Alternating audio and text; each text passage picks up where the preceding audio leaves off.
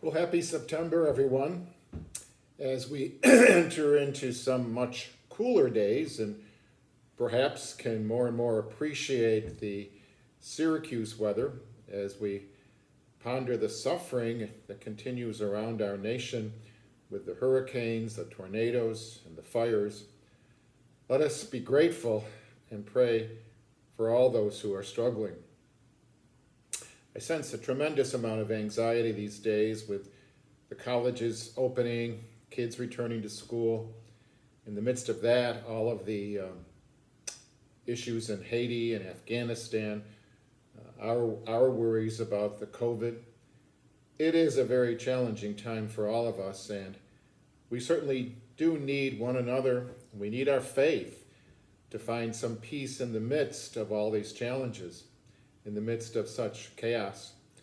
Once again, I refer to Father Richard Rohr and his challenge for all of us to be contemplatives in a world where there is so much chaos.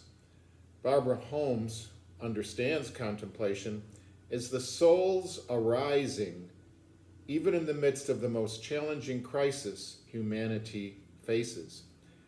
Her book is called Crisis Contemplation, and she writes, in the midst of devastating crises, we are asked to do the counterintuitive. When the times call for anxiety, flight, or fight, we are asked to allow for the possibility of contemplative refuge, respite, and renewal. To slow down and be still is to allow both the source of our troubles and the options for recovery to emerge. She writes that survival during these times requires an alert, spiritual, and embodied stance. And Howard Thurman referred to this inner space as an island, a place that cannot be breached without personal consent. When all hope for release in this world seems unrealistic and groundless, the heart turns to a way of escape beyond the present order. This inner space that we all need to be contemplative.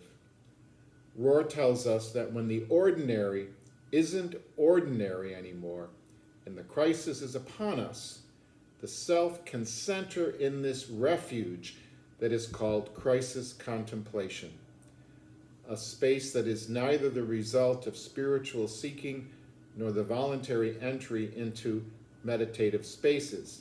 It's a cracking open, the rupture and the shattering of self, community, expectations, and presumptions about how the world works. When we let go, the only constants are God's love and God's promise that we will never be left alone. Crisis contemplation opens the door to an inclusive recognition of how God works in and through all things, even the worst things of life itself. So this demands letting go of our presumptions of how we want the world to be, trusting in God.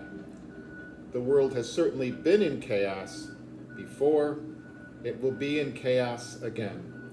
Let us find that deep inner space in order to just let go of what we want the world to be and to continue to trust in our God, in God's graces, the awareness that we need one another, we need our faith, we need Eucharist, we need to come together as a community to receive the nurturance of the Eucharist, and then we need to be Eucharist to one another.